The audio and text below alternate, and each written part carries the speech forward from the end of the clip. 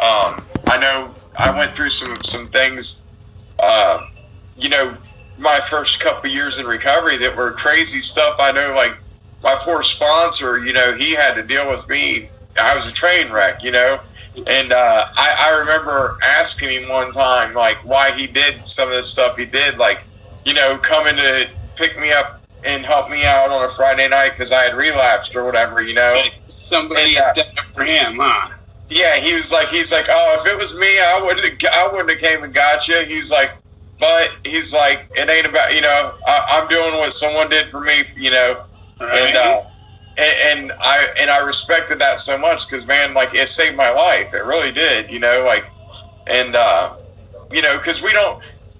That's the biggest thing is, you know, I really never knew how to live until I started getting in the rooms and, like, you know, dealing with my, you know, going through the steps and all this. Like, it helped me to where, like, despite the fact I'm losing my eyesight, I decided, you know, while I was going through the steps my second time around, I'm like, you know, I'm going to work this program. I'm going to give my will up to this program. I'm going to do it.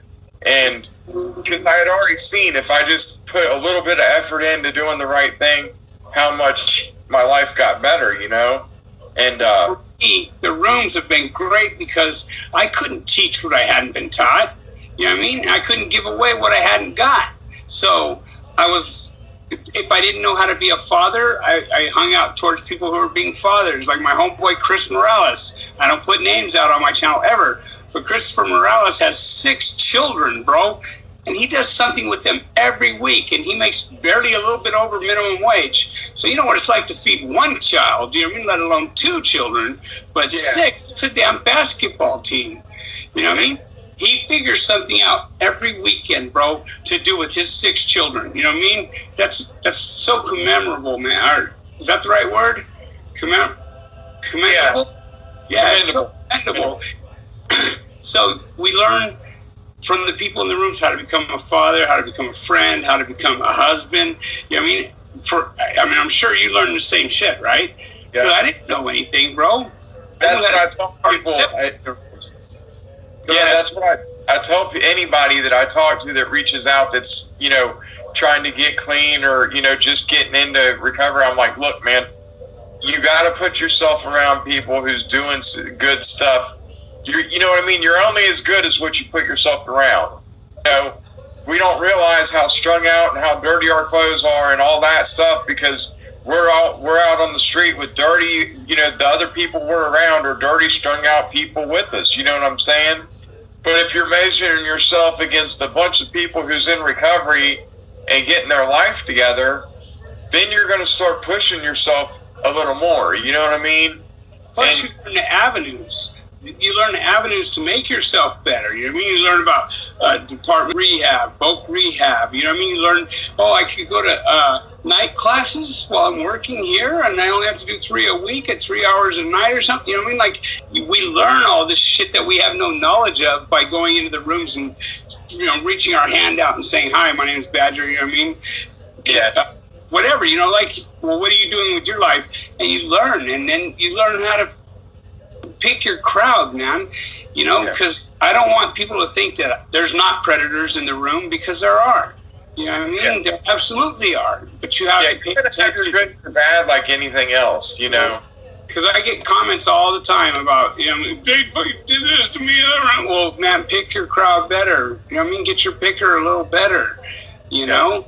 So you're gonna have to, it's like anything, like, you got to learn to take the good and, you know, take the good and leave whatever, you know, leave the BS, you know, sometimes. I mean, cause, you know, my first time around the rooms, I really, you know, as an addict, you know, we'll like to pick, you know, we like to make an issue sometimes, you know, to not like something, you know what I'm saying? Like, so, like, yeah, like, people get, I mean, I get that people, you know, like, I've heard from people on Suboxone, you know, like, they were told that they couldn't speak or share in meetings or whatever, and, like, you know, you're going to have your good and bad with NA or AA, like anything else, but I promise... I don't know where you stand with it, but people on Suboxone don't need to let the entire fucking room know that they're on Suboxone. You know what I mean? They're there trying to better their lives. I tell a lot of people is, it's an outside issue. You're going to run into that issue just because, that's a touchy subject. I get it. You know what I mean? Me too. I used to judge people on methadone, and I'm like, who in the fuck am I to judge anybody? You know what I mean? Like, I'm a convicted whatever.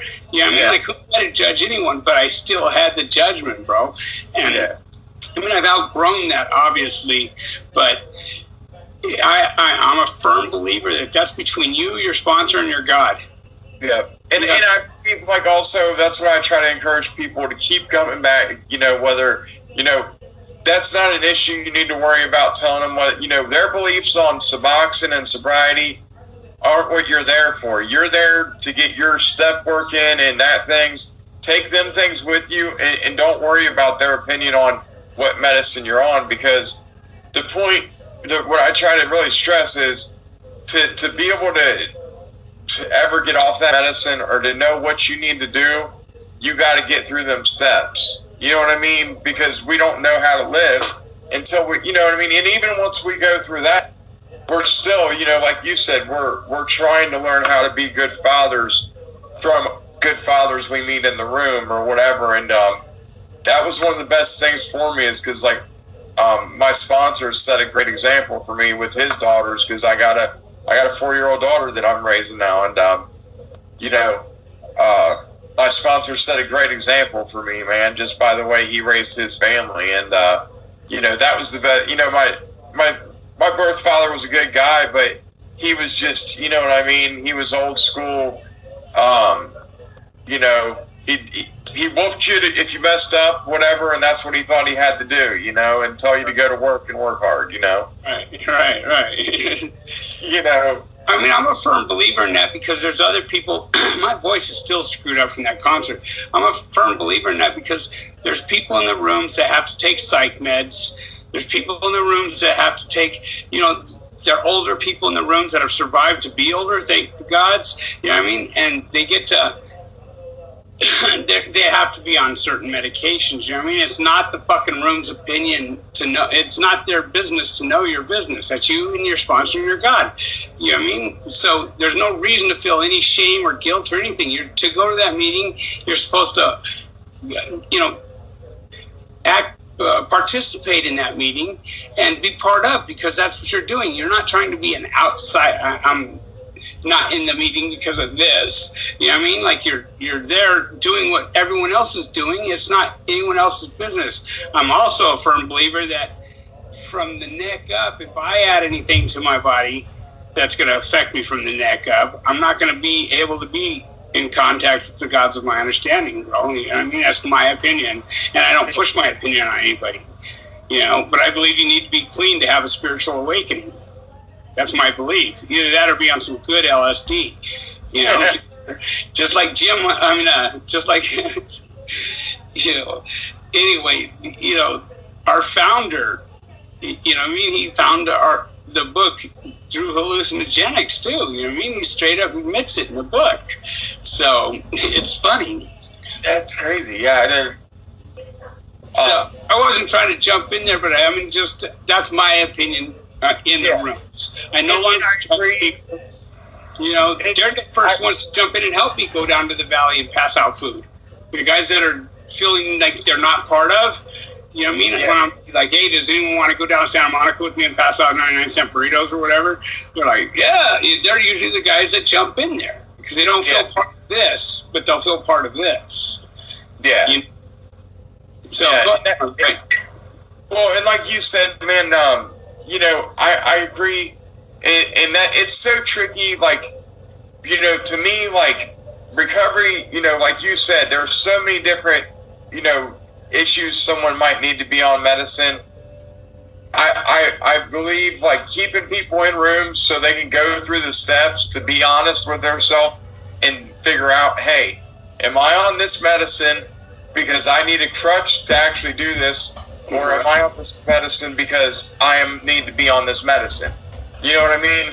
And I believe getting them through the steps is the best way to where they can actually work an honest program and they're going to either open up and realize, hey, I don't need to be on this medicine, if they're working an honest program, or there might be a legitimate reason they need to be on that medicine. Like me and you talked some about that.